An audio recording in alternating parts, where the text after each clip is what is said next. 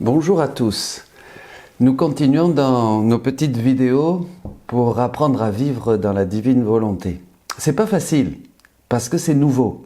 Ça demande tout un changement, une gymnastique, mais je dirais plutôt de recevoir la grâce de Dieu dans nos cœurs, ce don nouveau que Dieu nous fait en ce millénaire de sa divine volonté qui nous est donnée de nouveau pour être agissante, opérante en nous, et avec laquelle nous pouvons faire évidemment des actes divins.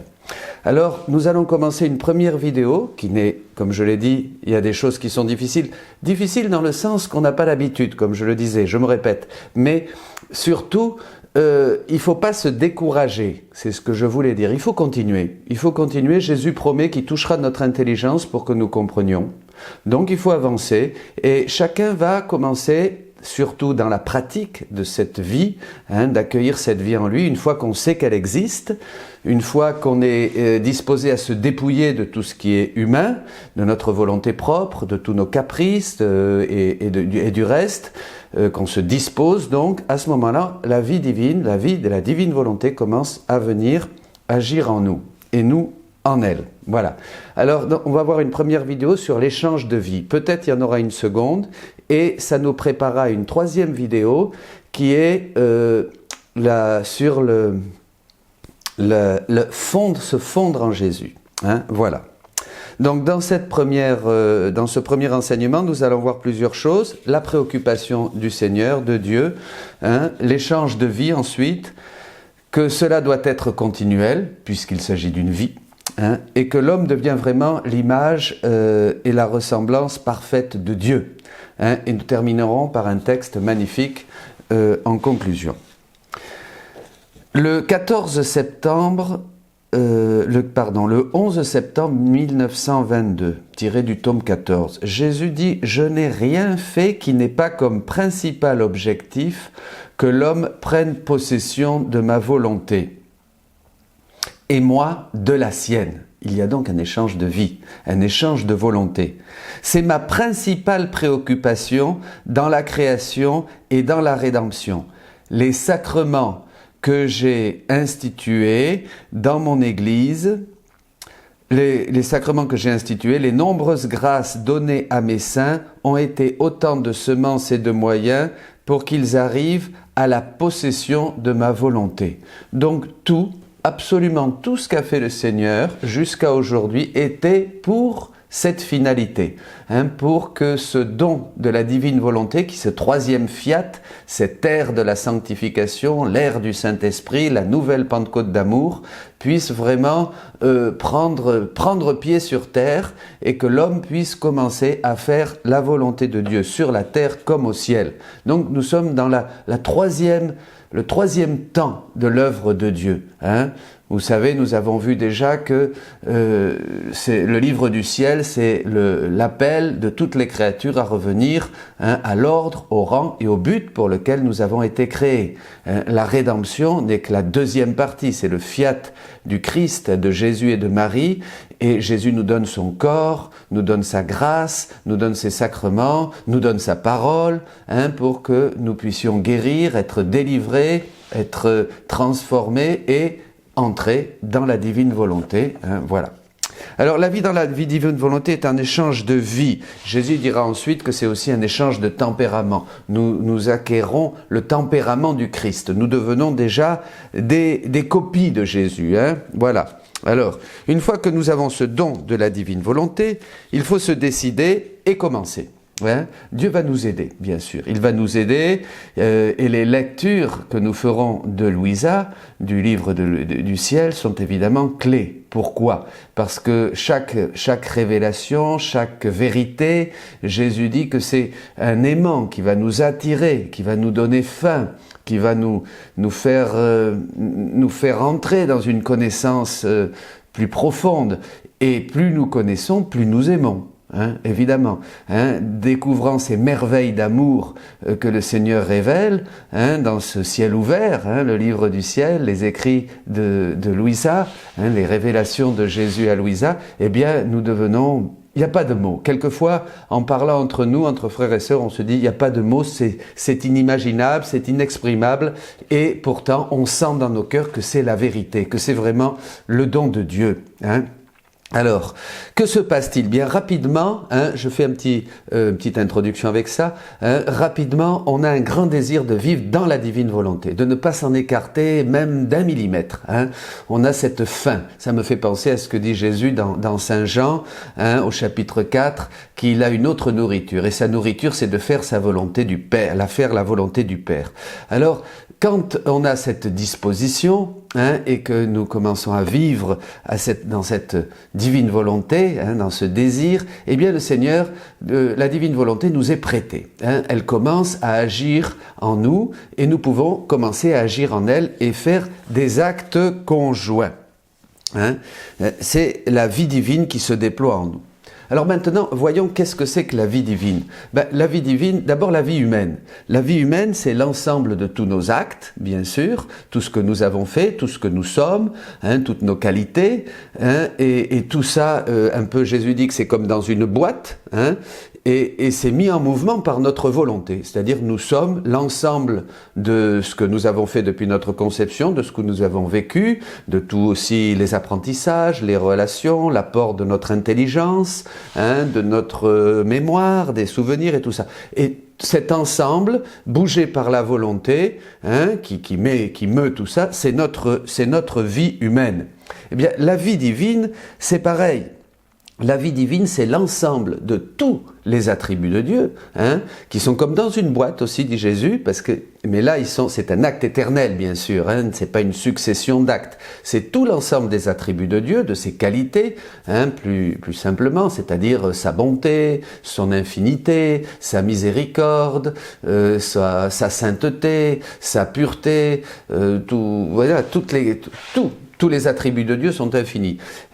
Mis tous ensemble dans la mer de son amour, dit Jésus, c'est très beau cette définition, dans la mer de son amour, puisque Dieu est amour, et bouger, qui sont mis en mouvement par la volonté. C'est-à-dire la volonté va mettre la vie divine en mouvement. Bon, dans un autre passage, on peut dire que la divine volonté, c'est la vie de Dieu. C'est la vie de Dieu. Voilà. Jésus donc définit la vie divine comme l'ensemble des attributs dans l'immense mer de son amour que sa volonté met en mouvement. Cela, ça implique donc le tout de Dieu, de tous ses attributs et son action universelle et unique. Voilà. Maintenant donc, entrons dans cet échange de vie. Qu'est-ce que cela peut signifier ? Nos attributs, que sont-ils? On en a un peu parlé, c'est tout ce que nous sommes. Mais c'est aussi mes yeux, c'est aussi mes mains, c'est aussi mes pieds, c'est ma volonté, c'est tout. Et c'est tout cela que je vais donner à Jésus. Bon, bien sûr, c'est très peu, c'est nos misères finalement. Et Dieu va les accepter. Dieu va prendre tout ce que je suis, tout ce qui est humain en moi, et il va le mettre où? Sur la croix. Il va le mettre sur la croix pour payer le prix de toutes mes faire en sorte que tous ces actes humains trouvent la mort et par sa mort à lui et être évidemment source maintenant par sa résurrection de glorification du Père. Mais c'est pas le thème dont je voulais parler. Donc dans cet échange de vie, nous allons donner à Dieu tout ce que nous sommes, tous nos attributs, si on peut dire, et lui va nous donner les siens, tout Dieu, tous ses attributs. Sa divine volonté va commencer à être agissante, opérante en nous, et nous permettre de faire des actes divins. Nous allons lire des actes conjoints, voilà. Nous allons lire dans le tome 26 au 16 avril 1929. « Courage ma fille ! Ne t'abandonne pas à ton chagrin, monte plus haut. Tu sais que tu as une tâche à accomplir, et cette tâche est si grande que même la douleur de ma privation ne doit pas t'arrêter. Elle était souvent privée de Jésus et elle vivait des douleurs terribles, un martyr. Au contraire, elle doit t'aider à monter plus haut, dans la lumière de ma divine volonté. Ta rencontre avec elle doit être continuelle parce que c'est un échange de vie. Tu dois avoir tu dois avoir, tu dois savoir. Elle doit se donner continuellement à toi et toi à elle. Alors là, c'est très intéressant, frères et sœurs. Cet échange de vie, ce don que Dieu commence à nous faire, à chacun aujourd'hui, doit devenir de plus en plus continuel. Au début, ça va être par moments, ça va être des moments successifs, mais en nous habituant, la divine volonté prend de plus en plus possession de tout notre être intérieur et nous nous habituons, que nous marchions, que nous regardions, que nous parlions, que nous mangions, que nous buvions, que nous travaillions, que nous prions, à vivre tout dans la divine volonté. C'est extraordinaire, à vivre absolument toutes nos activités dans la divine volonté. Et ça doit devenir continuel. Pourquoi? Parce qu'il s'agit d'une vie.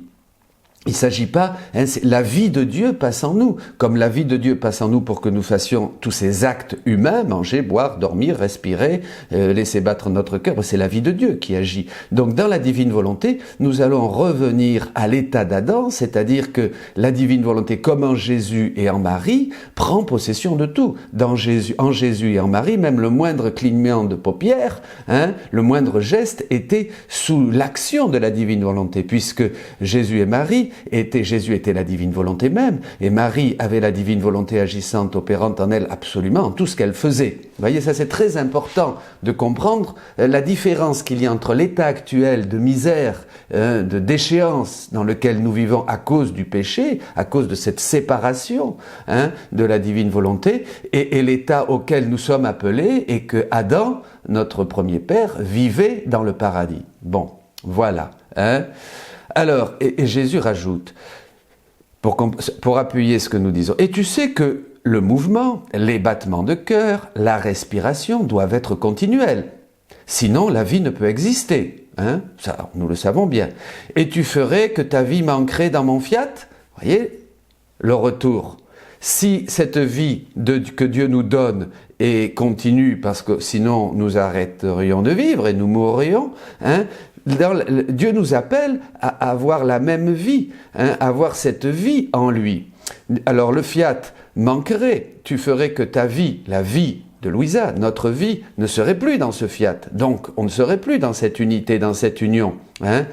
Il ressentirait la peine que sa petite fille, sa chair nouveau-née, serait cause de son mouvement, serait cause que son mouvement, ses battements de cœur, sa respiration ne seraient plus en lui. Ça, c'est pas possible.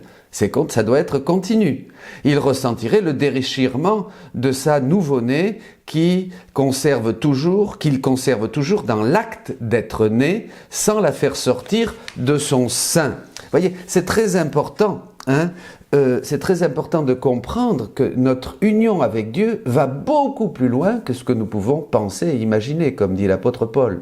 Nous sommes vraiment dans une vie, nous sommes englués d'une certaine manière dans la matière. Le péché a détruit, a fragmenté tout notre être intérieur, notre intelligence, notre volonté, notre mémoire. Toute cette image de Dieu est fragmentée. Nous sommes donc très loin et nous avons même perdu avec les siècles l'idée de Dieu. Nous avons perdu, oui, c'est ça, le souvenir de Dieu. Alors Jésus, dans la plénitude des temps, vient, bien sûr, nous réconcilier avec le Père et nous redonner ce que nous avons perdu, la filiation divine, la science infuse, bien sûr, et tous les dons préternaturels. Mais il faut voir que c'est pas facile pour nous de prendre conscience de ce que nous avons perdu, surtout que le monde sensible nous attire énormément et nous pouvons même être dans l'illusion de faire notre paradis sur terre. Voilà. Bon, alors, ça doit être continu. Et alors, Jésus rajoute, et tu ressentirais l'absence de vie de son mouvement continuel. C'est-à-dire que, à ce moment-là, Louisa, si cette vie s'arrêtait d'être continue en nous, la vie de la divine volonté, on ressentirait de ses battements de cœur, de sa respiration. Tu ressentirais le vide d'une vie divine dans ton âme. Voyez ? Imaginez qu'Adam, du jour au lendemain, ne parlons pas du péché, imaginez qu'Adam, du jour au lendemain, hop, le Seigneur lui quitte comme ça, lui enlève, la vie de la divine volonté. Ça serait terrible pour lui, ça aurait été terrible. C'est une supposition. Bon, non, ma fille, je ne veux aucun vide de ma volonté en toi, comme la vie divine qui nous est donnée, qui nous permet d'agir, de voir, de regarder et de tout faire et continuer. La vie de la divine volonté doit devenir peu à peu, et elle le sera, continue en nous. bien sûr, c'est le ciel. Au ciel, déjà, les bienheureux, qui n'ont pas encore leur corps, il n'y a pas la résurrection de la chair, hein, mais vivent totalement dans la divine volonté. Et toi, tu dois savoir que toutes les manifestations que je te fais sur mon divin fiat sont comme autant d'escaliers par lesquels ma volonté descend dans ton âme pour en prendre possession et en faire son royaume. Ah, ça c'est merveilleux. C'est déjà ce que nous avons dans la parole de Dieu. La vie éternelle, c'est qu'ils te connaissent toi, Père. Hein? En méditant la parole de Dieu, mes paroles sont esprit et vie. Hein? La vie du Saint-Esprit, dans le baptisé, hein, prend possession, et en pratiquant la parole de Dieu, hein, Jésus dit clairement, la parole dit très bien clairement dans Saint Jacques que nous ne devons pas être des oublieux de sa parole, mais la mettre en pratique pour entrer dans cette vraie joie de liberté. Eh bien, ici aussi, en méditant les écrits et tout ce que Jésus nous révèle, cette vie de la divine volonté descend en nous, hein, et elle prend possession de nos âmes, et elle fait de chacun de nous le royaume de Dieu. Nous devenons le royaume de Dieu. Hein. Jésus nous donne son royaume. Il est le roi des rois, hein, et nous régnons avec lui. Le Père a son royaume dans le Fils, dans le Verbe éternel, et le Verbe éternel, hein, nous donne son royaume à travers son incarnation. Bon. Tandis que l'âme monte vers le ciel pour transporter ma volonté du ciel sur la terre. Alors là, Dieu nous donne sa vie divine, la vie de la divine volonté commence à agir en nous, à être en nous, et alors l'âme monte au ciel et elle fait remonter cette vie divine en Dieu, hein, dans le ciel. C'est extraordinaire, hein. Il faut comprendre tout ça. Voilà. Alors, que veut dire Jésus ici? Eh bien, d'abord, il faut comprendre que la vie dans la divine volonté n'est pas une finalité, hein, mais c'est un moyen que Dieu donne aujourd'hui, hein, à la créature pour commencer à faire des actes divins, des actes conjoints, hein, c'est-à-dire des actes de nature divine, hein, qui vont se greffer sur l'acte unique et éternel de Dieu. Voilà, des actes divins qui vont se greffer sur l'acte unique et éternel de Dieu. Lorsque nous faisons ces actes, chacun à son rythme, évidemment, il y a une progression. Hein, vous voyez, mais c'est pour tout le monde. Hein. Les gens les plus simples, j'avais cette personne qui venait l'autre jour me voir à la sacristie, qui me disait « Père, j'ai tout compris, hein, j'ai tout compris. Il ne faut pas croire que parce que c'est compliqué, hein, c'est pas pour nous. Il faut commencer. Il s'agit d'une vie.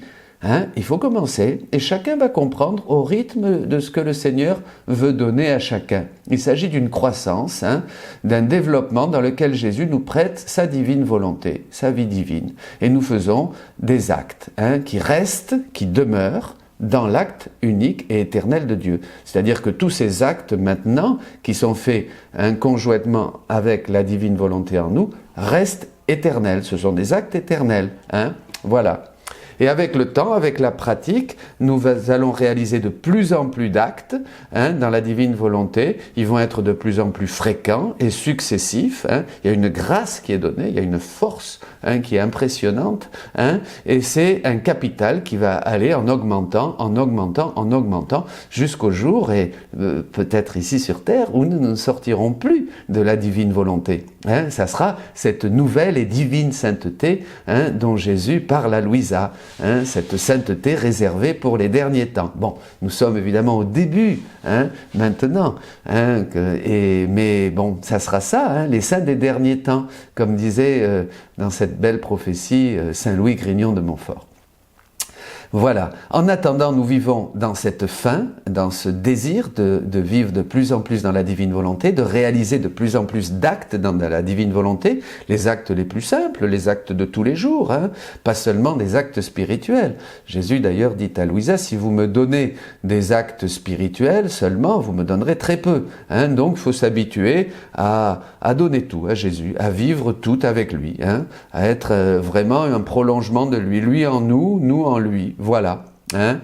Voilà. Alors à ce moment-là, nous deviendrons ce que nous devons être un jour, hein, comme dit Saint Jean dans sa première lettre au chapitre 3, hein, nous serons tels que comme lui, parce que nous serons transformés en lui. Nous le verrons tel qu'il est parce que nous serons comme lui. Hein, nous serons transformés en lui, nous serons divinisés, nous serons cet homme Dieu parfait, parfaite image de Dieu, ce que Dieu a voulu ad extra, en dehors de lui, hein, cet homme dont il est tombé amoureux, dit dit-il quand il l'a créé dans le paradis. Hein. Voilà, cette parfaite image et ressemblance de lui, mais en dehors de la Trinité, ad extra.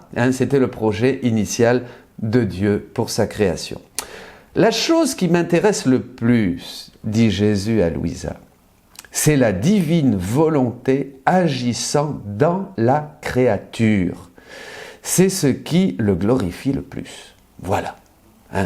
C'est la finalité pour laquelle il nous a créés. C'est cette finalité qui complétera l'œuvre de la création, l'œuvre de la rédemption. Voilà, l'œuvre de la sanctification. Les trois fiat. Voilà. Et je voudrais terminer maintenant par un texte merveilleux que vous pouvez intérioriser, écouter, que vous pourrez trouver dans notre page Sainte-Rose de Lima, bien sûr, ou dans les œuvres, dans les livres, au 29 novembre 1931. Voilà. Ma fille, être dans la résidence de ma divine volonté, c'est être à son poste d'honneur, là où on doit être. Donné par Dieu à la créature quand il lui a donné le jour. Et celle qui est à son poste, Dieu fait qu'elle ne manque de rien.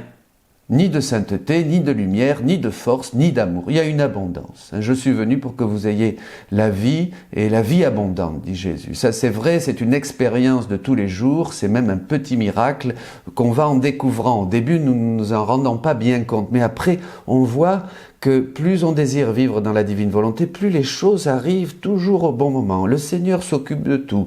Il résout nos problèmes, il nous protège, il nous donne une force contre les tentations, une force pour dépasser les difficultés, les douleurs. Il est là. Il nous nourrit, il nourrit ses petits, il nous aime. Voilà. Il met à notre disposition, il met à la disposition de la créature tout ce qu'elle veut prendre à l'intérieur comme à l'extérieur, de cette source. Une source. Une source qui jaillit en nous et qui est déjà la vie éternelle. De cette sorte, elle vit dans l'abondance de tous les biens. Amen. Tous les actes accomplis dans la divine volonté ont la vertu opérative de Dieu qui se sent attiré par cette puissance même à œuvrer dans l'acte de la créature. Alors là, c'est très beau. Évidemment, Dieu ne désire que ça.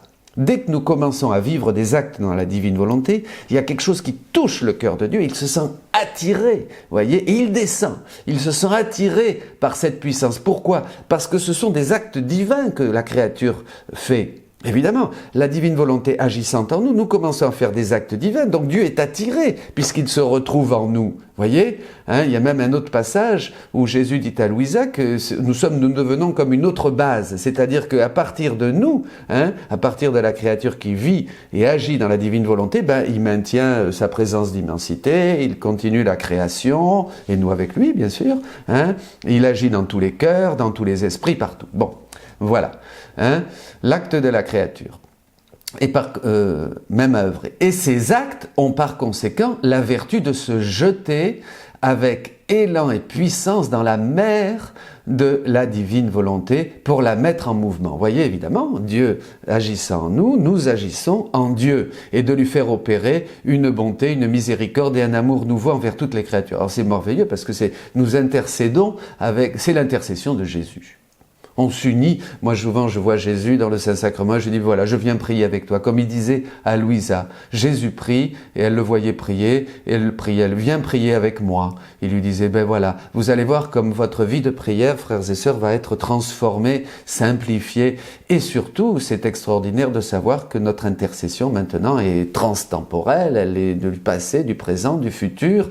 Notre prière se multiplie à l'infini, elle rejoint tous les cœurs, elle rejoint tous les esprits. Vous pouvez mettre Jésus dans tous les cœurs, vous pouvez mettre ses actions, ses mystères dans tous les cœurs pour réparer, pour le consoler, voilà. Donc, c'est bien que la créature ne fait rien d'autre avec ses actes que mettre en marche le divin moteur pour le faire travailler. C'est extraordinaire. Nous mettons en marche le divin moteur pour le faire travailler. Vous imaginez? C'est-à-dire que nous faisons vraiment, nous agissons en Dieu et Dieu nous obéit d'une certaine manière. Bon, Hein. Il est vrai que nous sommes en nous-mêmes un mouvement continuel qui produit sans fin des œuvres, dit Jésus. Mais il est également vrai qu'en faisant ces actes dans notre volonté, la créature entre dans ce mouvement pour y mettre le sien. Là, c'est l'acte croissant.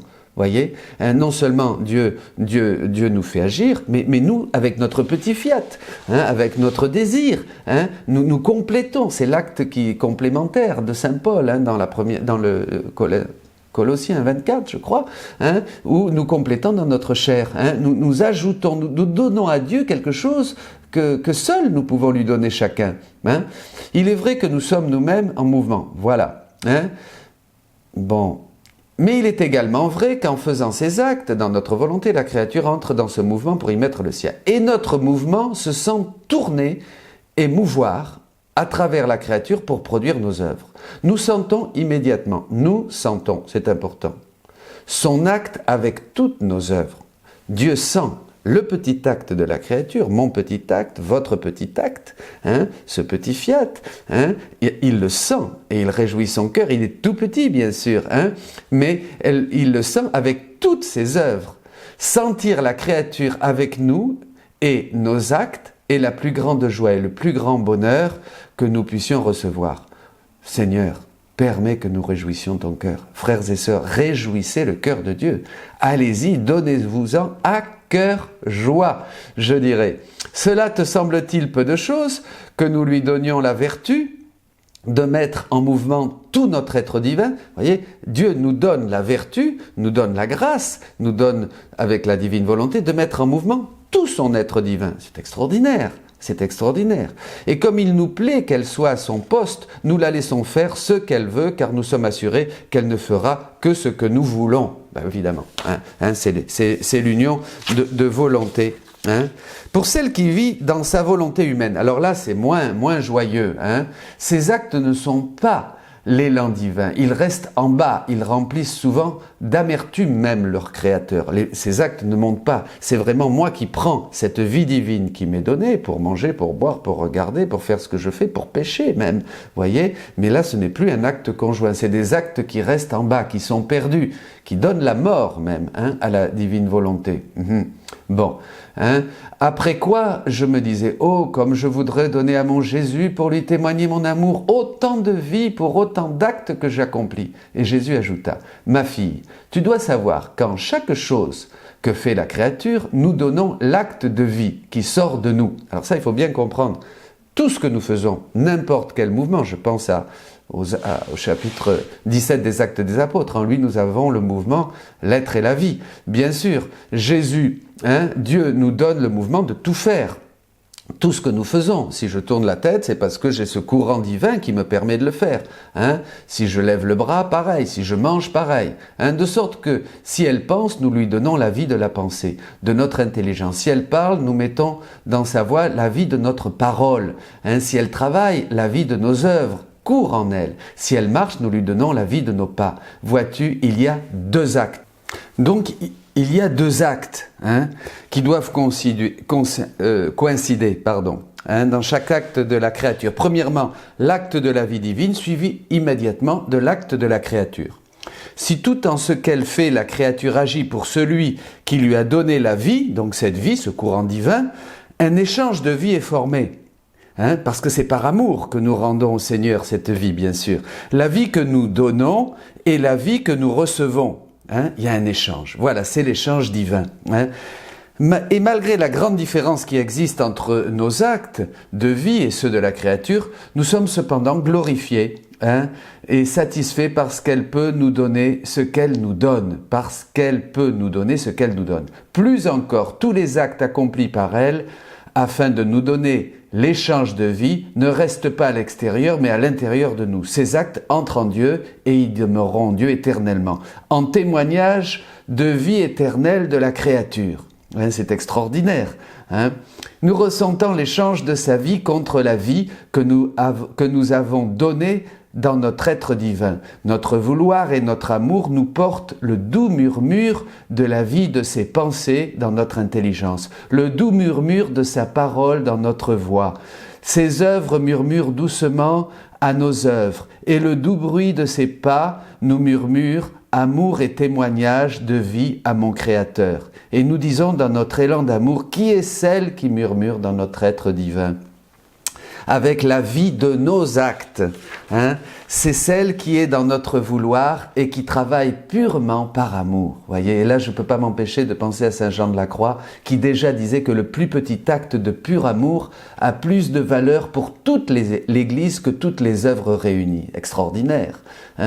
Mais quelle n'est pas notre tristesse lorsque nous donnons vie aux actes de la créature sans rien recevoir. Ça, c'est le Fils prodigue qui prend cette vie de Dieu pour faire ce qu'il veut. C'est tous les actes que nous faisons dans notre volonté humaine, notre volonté propre, par amour de nous-mêmes, par égoïsme, sans même penser au mal, bien sûr, et au péché. Ces actes restent à l'extérieur de nous et sont perdus parce qu'il leur manque la mer de notre vouloir, la marée de notre vouloir et de notre amour qui nous les apporte. Ils ne reviennent pas à Dieu. C'est pour ces actes que Jésus va payer sur la croix, bien sûr. Et la plus grande partie de ces actes apporte le sceau de l'offense de celle qui leur a donné la vie. La divine volonté a donné vie à ces actes, mais en retour, c'est de l'offense. Oh, si les créatures pouvaient clairement comprendre ce que signifie faire leur propre volonté, elles mourraient de douleur en comprenant le grand mal dans lequel elles se précipitent. Nous nous précipitons, c'est là où il y a les pleurs et les grincements dedans, déjà dès ici-bas. Et le grand bien qu'elles perdent en faisant pas notre divine volonté. Sois attentive, ma fille, soyons attentifs. Si tu ne veux pas perdre les yeux de l'âme, c'est-à-dire ma volonté, comme la volonté de Dieu est au ciel, évidemment, dès que nous cherchons à vivre dans la divine volonté, à faire sa volonté, eh bien, nos yeux du cœur s'ouvrent et nous voyons. Et qu'après les avoir perdus, ces yeux de l'âme, tu ne comprennes plus ton grand malheur comme tant d'autres créatures ne comprennent pas qu'elles ont dilapidé la divine volonté afin de faire la leur. Et pourquoi faire ? Et pour faire quoi ? Pour être malheureuse. Eh bien ça c'est le diagnostic terrible de millions de frères et sœurs qui ont perdu ces yeux de l'âme et qui vivent non seulement dans une vie qui pour eux est absurde, sans sens, mais ils n'ont même plus la possibilité maintenant, à part une intervention du Seigneur, bien sûr le jour de la mort. Bien sûr, c'est ça le jour du Seigneur. Quand le Seigneur viendra les chercher, leurs yeux s'ouvriront. Mais vous, nous qui écoutons ces enseignements, ce don merveilleux, inimaginable, dont nous n'avons même pas les paroles pour en exprimer la grandeur, l'infinité, la merveille, laissons que cette divine volonté ouvre ces yeux de nos âmes et prions pour tous ces frères qui ne comprennent pas et qui ne peuvent plus même comprendre, qui sont aveugles, qui naissent aveugles. Demandons au Seigneur maintenant, prions, unissons-nous tous dans cette prière, dans la divine volonté. Demandons, viens divine volonté, viens prier en moi. Viens faire ta demeure en moi. Et maintenant je me joins à toi, je m'unis à toi, je me réjouis d'être avec toi et je sais que je réjouis ton cœur.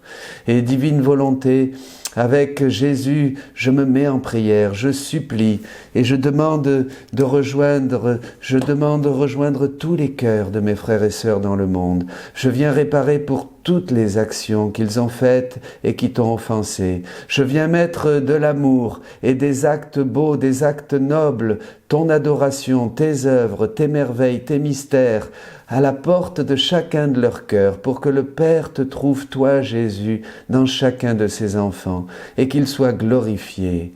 Merci Seigneur, merci de nous avoir invités pour agir avec toi, pour prier avec toi, pour souffrir avec toi, pour tout faire avec toi. Amen.